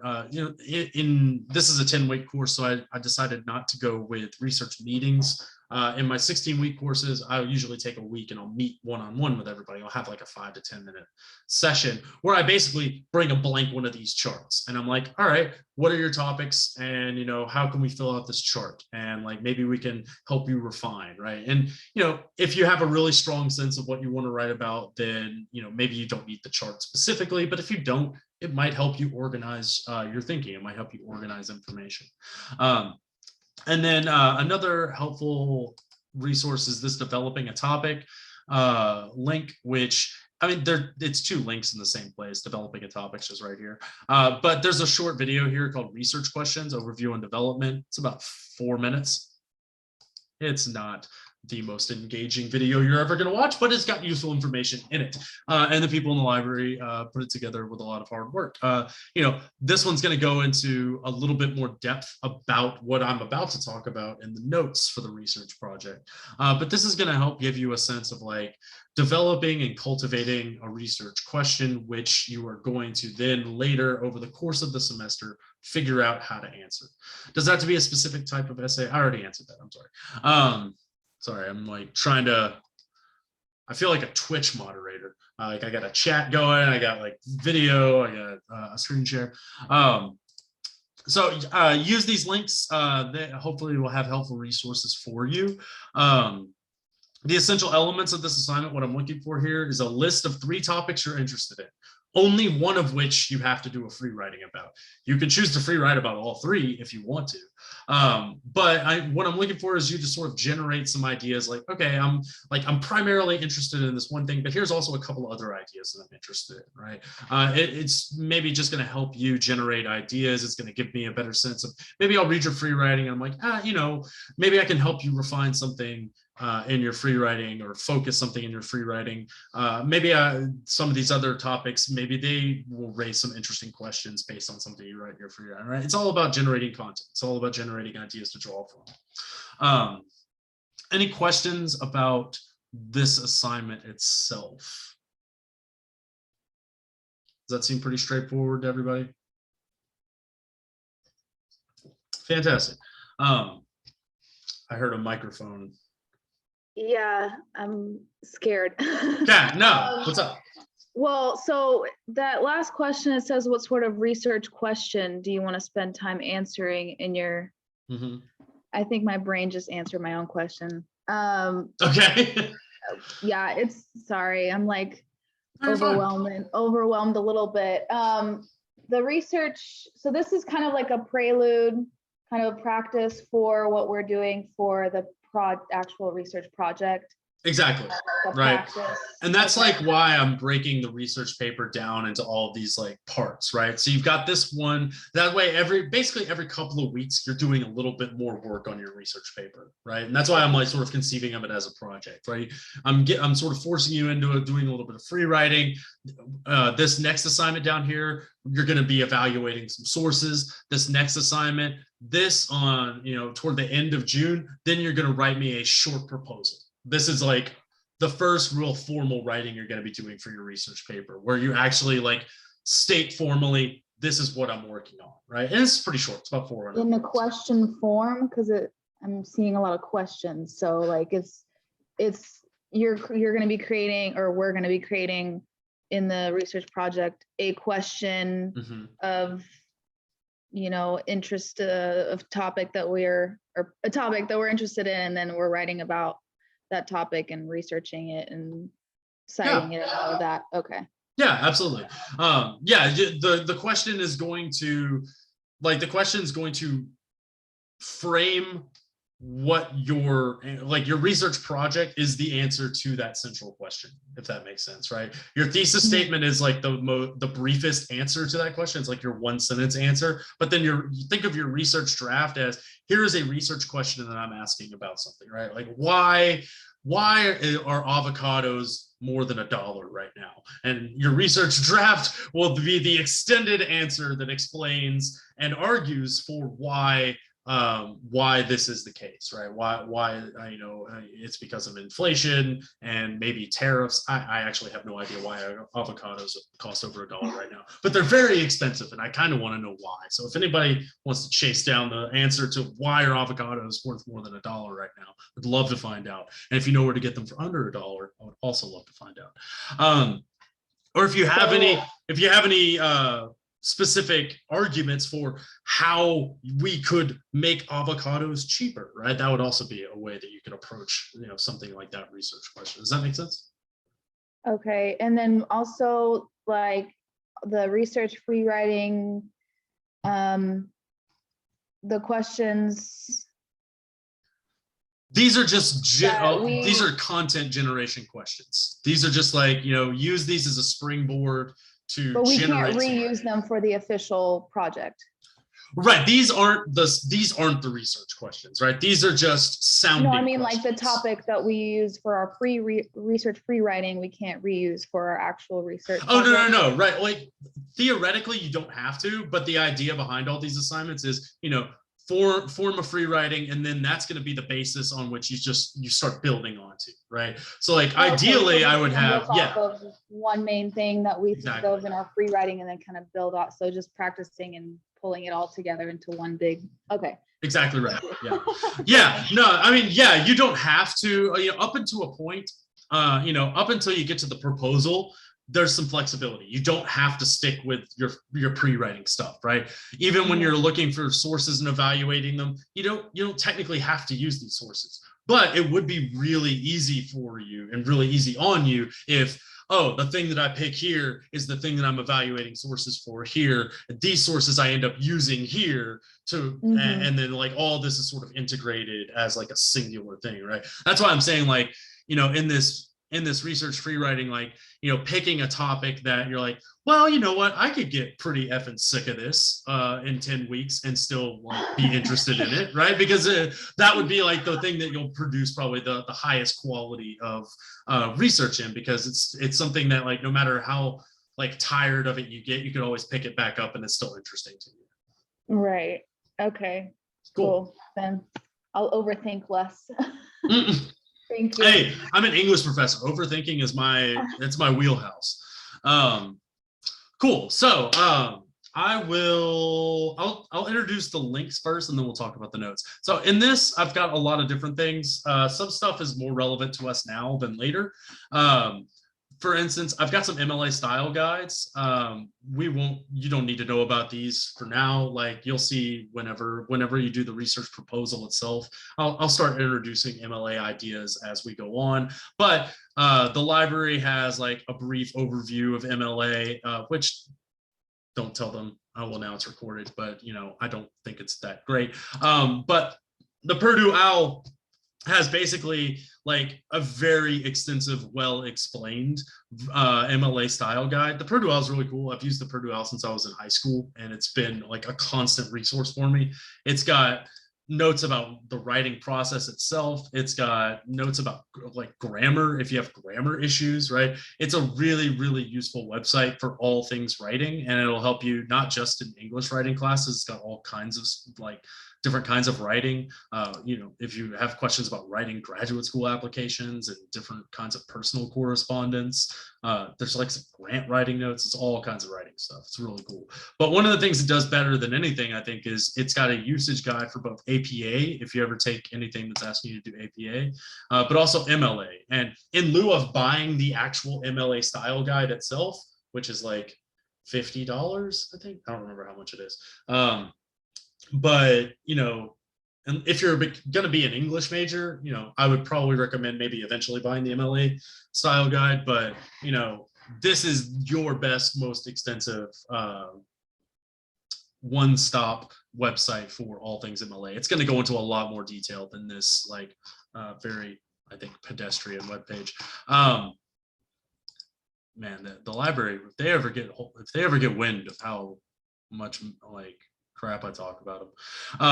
The library does some good things though. I've got some links here to important things in the library. There's the e-catalog. It's got lots of e-books and lots of online journal articles that you can search through in the e-catalog. You can go to a physical library and find stuff too at one of the various campus libraries. You can, if there's something at a distant campus library that you want shipped to a closer library, there's a way to do that. It's called interlibrary loan. If you need any help with any of that, they have some links there. That's a useful one. The research databases, I'll go into a little bit more depth in a minute about the research databases, but this is every database we have access to. They're all really useful and interesting. There's some subject specific ones. There's some that I like much better than others. There's also the entirety of the New York Times and the the New York Times and the Wall Street Journal. We have access to all their archives through here too, which is pretty cool. I'll talk probably about the Gale databases. The Gale databases are really cool. They're very easy to use. And then I have some just useful links. One is to the directory of open access journals, which, as the name suggests, is a directory of open access journals. It is a large index of freely available open access information. You can read more about what open access is and what a directory is in this little blurb here. The Pew Research Center, which we'll be reading something from a little bit later in the semester. The Pew Research Center is a independent nonprofit survey organization. They do surveying and polls for, they take like public opinion polls and things like that. It's a really useful resource itself. It's independently funded by the Pew Research Trusts. It's a 501c3. All Sides is really cool. It's got its problems, but it's a media evaluation site. You want to know what sort of political bias a particular news organization has? Type it into All Sides, and it'll give you, it's got a variety of ways of measuring that. Some of it's like strictly user-generated feedback, right? Some part of it is like the Rotten Tomatoes of a media evaluation, right? It's just users have all submitted, like, I think, 68% of our users say that the National Review is right-leaning, content, and the Washington Post is left-leaning content, right? Some of it is independent editorial review. They have a board that will of professional media evaluators that will go through, and they'll give a website an evaluation score, just because I love to beat up on Alex Jones. You can, oh, what's going on with InfoWars? I can look them up. And they do some they do featured stories too, and they give you oh, here's a more center version of the story, here's a right version of the story, here's a left leaning version of the story, so you can also compare and contrast different biases against each other. So, okay, what All Sides has to say about InfoWars is far right. It's as right as this median metric goes. It would probably actually be a little bit more over here. But this is based on over 6,000 community feedback ratings, also on some independent research. You can see there's other different ways of determining this. And then it tells you a little bit more about what does this bias mean and how did they arrive at this bias, right? It's a cool tool. Fact check is similar to Snopes, but I like factcheck.org better because it was established by the University of Pennsylvania, the Annenberg Public Policy Center, specifically at the University of Pennsylvania. And it's a fact-checking website. You type in different topics, you can see what do, different questions, and you'll get answers that check the veracity of information that you find about stuff. So, using fact-checking websites with media evaluation websites sort of laterally like that is pretty useful. Procon.org. This one's really cool. It's owned by Britannica. There's a database that I want to show you called the Gale Opposing Viewpoints database, but this does a pretty similar thing. It takes a general topic or question, and it gives you a detailed overview of both sides of the issue. So let's just talk about alternative energy, right?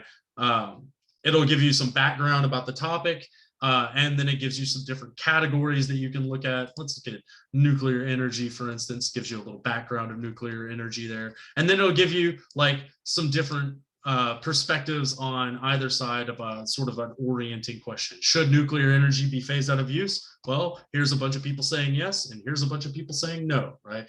And what's really useful about it is it gives you, where is the source biographies, quotes, where is the, I can't find the actual, there's a bibliography attached to these pages too. Let's see. Historical timeline, quotes, top 10. Let's go back to the alternative energy home.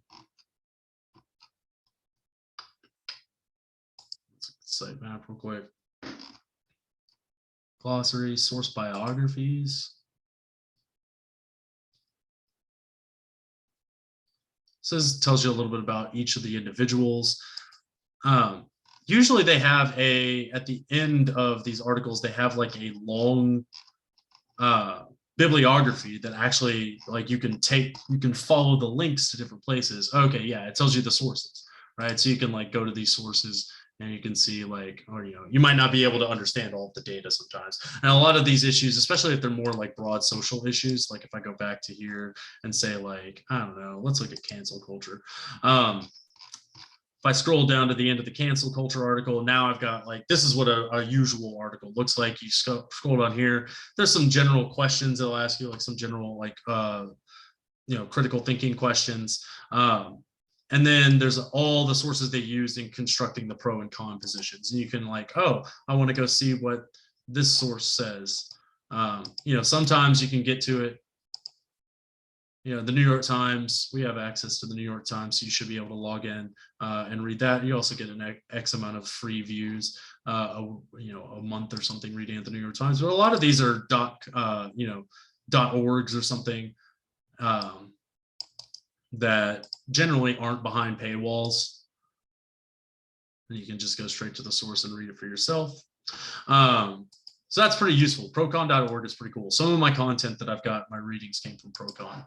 And that might help you like formulate, expose you to different sides of an issue, expose you to different kinds of arguments that maybe you're not familiar with, or maybe that you have an argument and you can see like what other people are saying that agree with you, or maybe what other people say that aren't agreeing with you.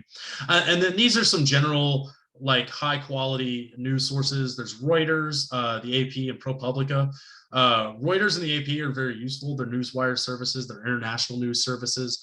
They're kind of the gold standard of objective journalism. They have like some pretty strict standards on their reporters' ability to inject their own opinions in news gathering. There's very little editorializing, if any editorializing, in these websites. So the AP and Reuters are pretty useful. ProPublica has a little bit more of a clear bias, but it's a 501c3 and all of their stuff is Creative Commons licensed, so you can like freely republish anything that you find on ProPublica. And they do investigative journalism. Their content is freely accessible, so that's why I put a link to ProPublica on there. But you don't have to use all of these. You don't necessarily, I guess, have to use any of these, but they are there for your perusal. Now, that being said, let's take a look at starting a research paper. I've already kind of touched on some of these. 5 pitfalls in research, right? Confirmation bias, deciding that you already know the right answer before you start doing anything. Be willing to expose yourself to alternate opinions, even if you don't agree with them. When I was a philosophy student, they sort of tell us like, if you can't coherently argue a thing that you don't believe in, then you're not entitled to your beliefs, which I've always found really useful, because that like leads you to better research habits and also prevents you from engaging in certain cognitive biases called like straw man arguments, right? Inadequately characterizing the opposition, being able to objectively describe someone else's position, even if you don't agree with it. It's very important. But using invalid sources, using bad information, and we'll talk a little bit today about how to evaluate information that you find on the internet. Being unwilling or afraid to change your topic, right? I've given you a little bit of leeway before you really nail it down on deciding what your topic's going to be. Disorganization, right? The importance of outlining and keeping track, keeping notes, and keeping that stuff organized in some kind of coherent way that makes sense to yourself. And then, just not asking questions, right? Don't be afraid of asking me questions. No question too small, no question dumb, right? I'm here to help you in whatever way I can. And if you don't ask any questions, then I won't know how to help. So don't be afraid to ask questions. If you don't want to ask it in front of everybody, send me an email, right? I've anything you ask me a question about, I'll do my best to answer it, or at least I'll try to provide you resources that can. So there's two basic kinds of sources to talk about, primary versus secondary sources. And this is really tied to like the time period of your research, right? Depending on what you choose to research might be more contemporary or a little more historical. Those primary resources are going to be firsthand accounts that come from the most immediate experience with a particular thing. So these are things like journals or diaries. But I've had students, right? I had a student last semester that I taught wrote about a particular bill that was passed. And so like a primary source that they used was the text of that bill itself, right? I don't know if you've ever read a law before, very complicated to read, even more complicated to cite. But that counts as what we call primary source. Newspaper reports that were generated at the time of that thing happening, right? Like we saw on Reuters or the Associated Press, there was a variety of current event topics that were being written about. That's primary source information. That's immediate responses of reporting the news, right? This is a thing that just happened. Here is the information about that thing, right? That's primary information. And as we've learned recently about, right in our backyard, the Uvalde shooting, those primary sources are often wrong and subject to change very frequently, sometimes immediately after the fact and in the last 2 weeks, to such an extent that it's very difficult to understand what exactly is going on sometimes.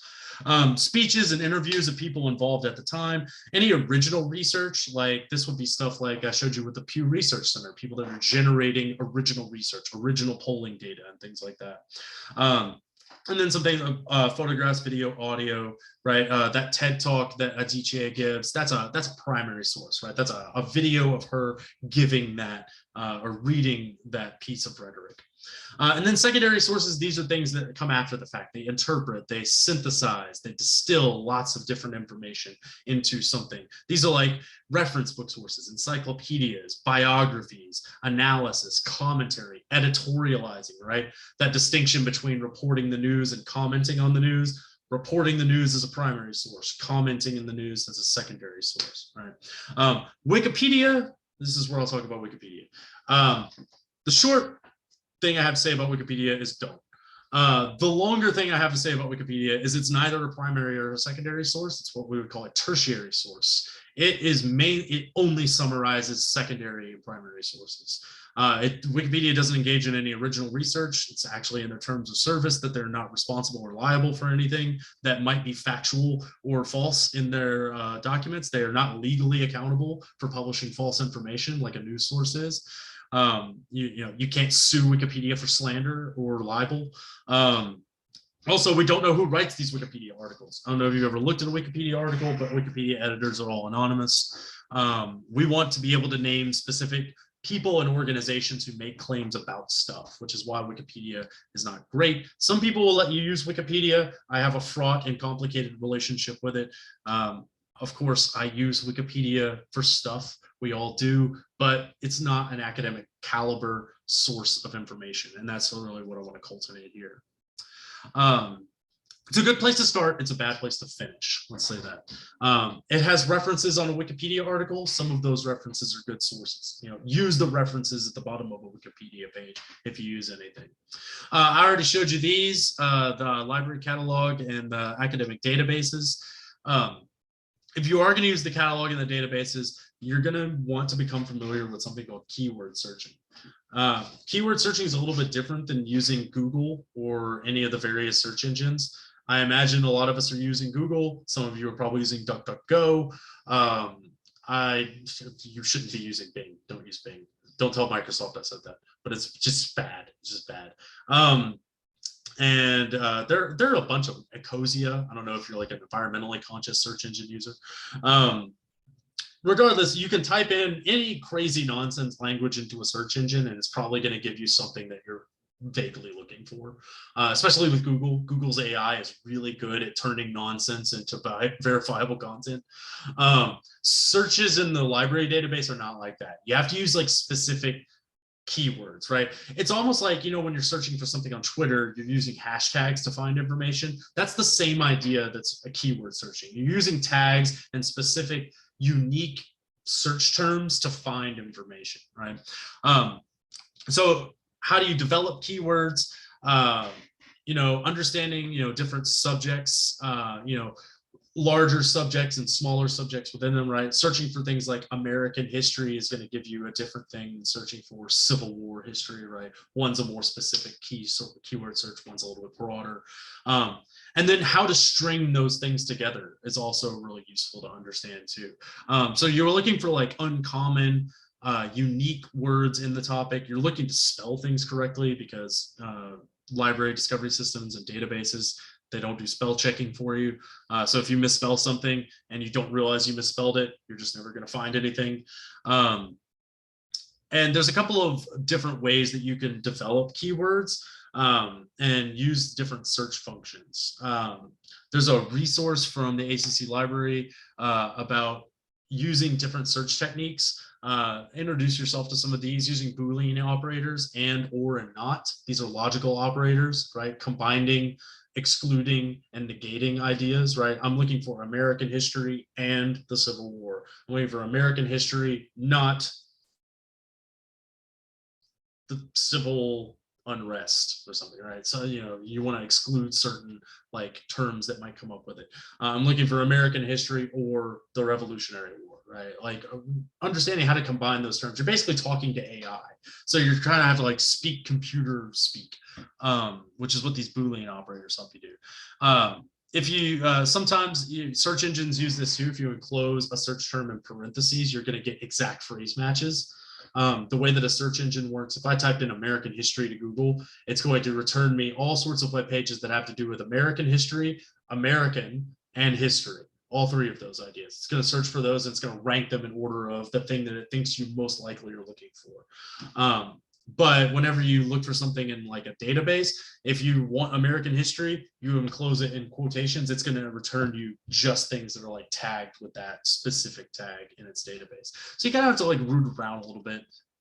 I'm not going to go belabor like truncation and parentheses. Truncation is a little bit wild. Like if you want to use truncation, feel free. I don't really use it.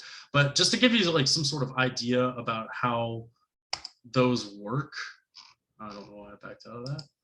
I'll show you Gale real quick, and we're not even going to get to talk about expressive writing today, so we'll end up talking about that next time. I'd rather take the last 10 minutes and show you this than pivot too hard on expressive writing. Well, let's say we want to go to the databases. I'll show you Gale. Opposing Viewpoints is like a super powered version of procon.org. All the Gale databases are really useful. I think it's my second favorite database behind JSTOR. Big fan of JSTOR. But JSTOR is like, if you haven't ever used a database before, JSTOR's got a little bit of a learning curve. Gale does some really cool stuff. So for instance, let's say, you know, I want to search for something specific. What's really cool about opposing viewpoints, you can enclose it and it'll like bring up some popular keywords that people have searched for and the way that things are organized, right? So you can search for things like that. You can go to the advanced search, and there's a couple of different advanced searches. This looks like a classic database. You know, you want to type in, you know, American history. Right, that's a keyword. There's all sorts of different kinds of fields that you can change, like that will say like, okay, this is the title of something, right? If you're looking for a specific title, you can do that. One really cool thing, these are limiters and expanders, right? You can search for only peer-reviewed journals if you want to look for information like that. You can search for only documents that are contained in this database that are full text documents, which is really useful. Sometimes it'll return you something called a stub, which is just like, oh, this thing exists, but it's not here, but it's indexed, which is a little bit different than a search engine. A search engine will like search the entire internet, and if it can find the thing, it will show you the thing. A database will say like, it'll just say like, oh, this thing is out there somewhere. Good luck finding it. It's not here. So sometimes you want to limit your search to full text documents. You can search different kinds of content. One really cool thing about Gale is the topic finder, which if you're a little bit more of a visual person, the topic finder has a cool way of organizing search results. And it'll give you smaller subcategories in like whatever topic you're looking for. Let's say like, oh, I want to talk, I want to look at, let's look at what's going on with police in American history and all sorts of different things. So you can go, the Uvalde shooting's got its own little topic right there. And it'll show you over here the results. It's whittled it down. Now you've only got 3 results to look for, right? That's really cool, right? Sometimes you'll like get 10,000 search results, right? But this is a really good way of narrowing down your search and making it really easy and specific. Maybe you don't like tiles. Maybe you like a wheel. It's whatever your pleasure is there. Another really cool thing is browse issues, and this just will show you the master list of all the things that it's organized information by. So let's say you're like, I'm interested in privacy, right? You can click on privacy and it'll give you, some background information and all sorts of different ways that information's been organized. You can look at some primary sources about privacy. Which I haven't looked at this, but I imagine this is some kind of like original research, maybe some polling information. Googling the Great Firewall. What's this? This is a newspaper editorial. It was published in the New York Sun in 2006. Gives you a little biography of the author, who they are, their specific credentials, so you can see if this person has like, do they know anything about what they're writing about? And then it gives you the text of the article itself, which is really useful. You can download this as a PDF. It also gives you the citation information for when we get there, which is really useful. It gives you some information for further reading, right? You can go and maybe find some of this stuff on the internet.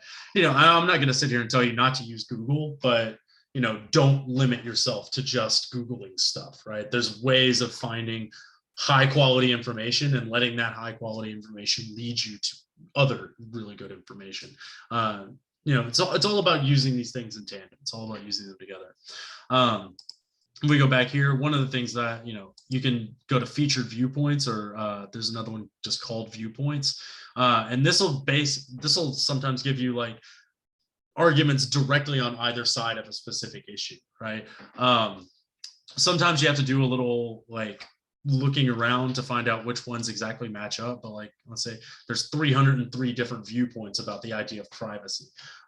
Those are not all talking about the same ideas in the greater topic of privacy. They're all about little smaller arguments that are going on within the larger topic of privacy. Some of this stuff's going to be about arguments about surveillance, who has the right to surveil you and who doesn't. Should you surrender your third-party data should you surrender your data to third-party apps, or shouldn't you? Should we have government surveillance or shouldn't we, right? All of those different kinds of topics are going to have specific people arguing on one side or the other of them.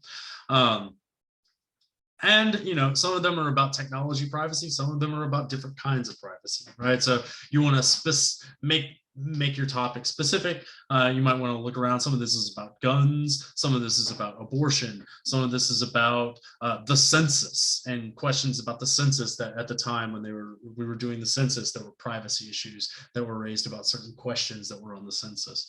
Some of these are about how tech companies use data, and should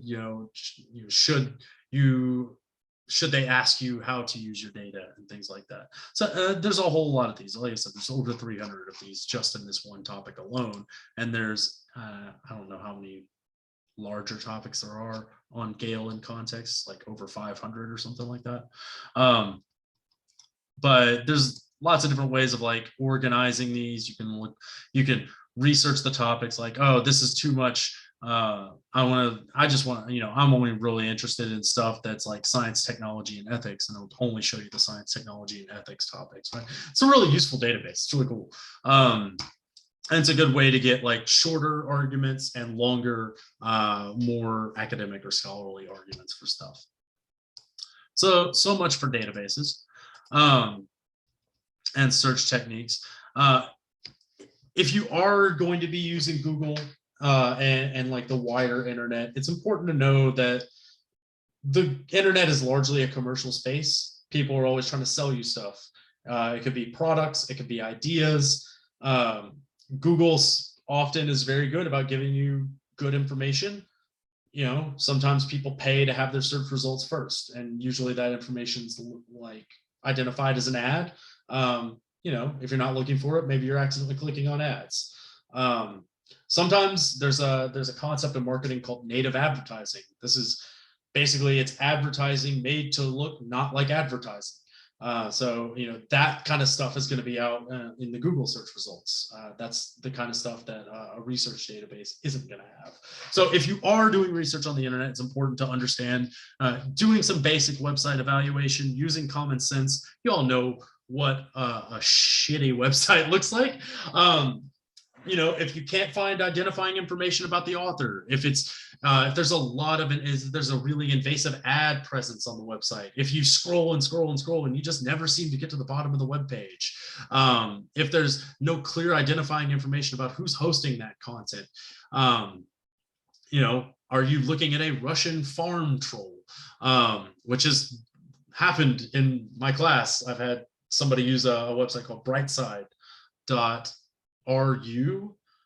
which is literally a Russian content farm. There's a whole article in Forbes about it. I was like, wow, I've never actually seen one in real life. And here's one in the sources of one of my students' papers. So inspecting the links, identifying the most recent update. If nobody's updated that information in 15 years, it might not be the most credible information. Right? We'll bore down on some of these ideas a little bit more when we talk about crap analysis, where there's more specific questions you can ask yourself about evaluating credibility. But just a brief guide to top-level domains that you might be aware of, but maybe if you're not, understanding what you're looking at. The top-level domain for a website, it's that dot whatever that comes at the end of whatever your URL is, right? With ACC, all content related to ECC is .edu, right? That indicates that it's an educational institution, right? You know, sometimes it's those are pages published by faculty or students. Sometimes those are web pages that are hosted by the college itself.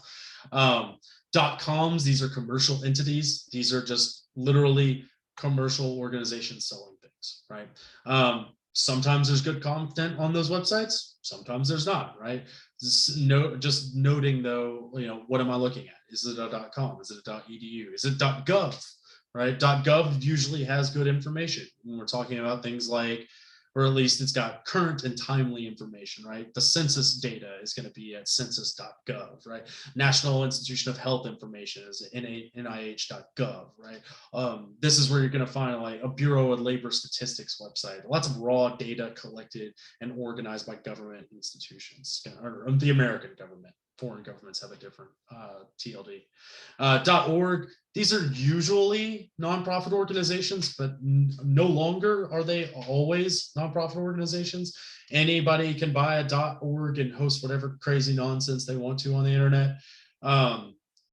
You know, Pew Research Center is a .org, but then like a lot of advocacy groups like think tanks are .orgs. These are like the NRA is a .org, the Cato Institute, the Heritage Institute, the Center for American Progress, the National Fraternal Order of Police. Like all of these are .orgs, right? Some of them are trade organizations. Some of them are lobbyists. Some of them are nonprofits, right?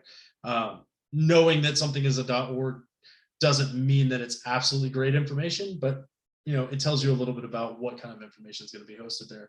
And then, you know, now there's all sorts of crazy top level domains. Now you can go to mycrazynonsense.ninja, .peanut butter, like the ICANN went silly cuckoo bananas with top level domains. So generally, if your top level domain is not one of these, you're probably moving away from the center of credibility, right? These are like, credibility is really going to start with these .edus, .govs, some .orgs, right? Once you start moving outside of those, .net is like pretty, you know, .net and .com, there's really no distinction between those nowadays. These used to mean a lot more than they actually do now, right? That said, though, again, a lot of info dump. Hopefully, that is a lot of good information for you to take into the weekend to better inform how you're going to be looking for information. Unfortunately, didn't even get to the readings that I wanted to talk about today, but that's fine because next time you're going to be reading expressive and literary writing really goes hand in hand. So I wasn't too upset about not being able to get to that this time. Next time you're going to read David Sedaris and Chris Warria. These are more going to sound like stories. They're going to sound a little bit closer to like fiction. This is what we would call like creative nonfiction. But it's literary writing, and you'll see, I think, that literary and expressive writing use a lot of similar strategies. Description is another idea that I was going to, talk about whenever we did these anyway. But the main pattern of development that you're going to be looking at in these two is narration, because these are narratives. They're narratives of individuals doing things, right? Adichie used a little bit of narrative in hers, right? She told you a bunch of little stories. Strayed, didn't really tell us a coherent narrative as much as she was talking about like the writing process and like what her experience was, right? It was much more strongly expressive writing. Whenever you read Sedaris and Warria, it's going to feel like you're reading a story, and that's because it's narrative that you're reading. It's just narrative in the service of nonfiction instead of narrative in the service of fiction. But the distinction is really artificial when we're talking about text. It's just that, these events actually happened as opposed to not having actually happened. But it's very similar kinds of strategies that they're going to be using. And they're still going to be using the tools of description in these two. So we'll talk about all of those ideas next time. Otherwise, I'll go ahead and I'll stop my share and I'll stop our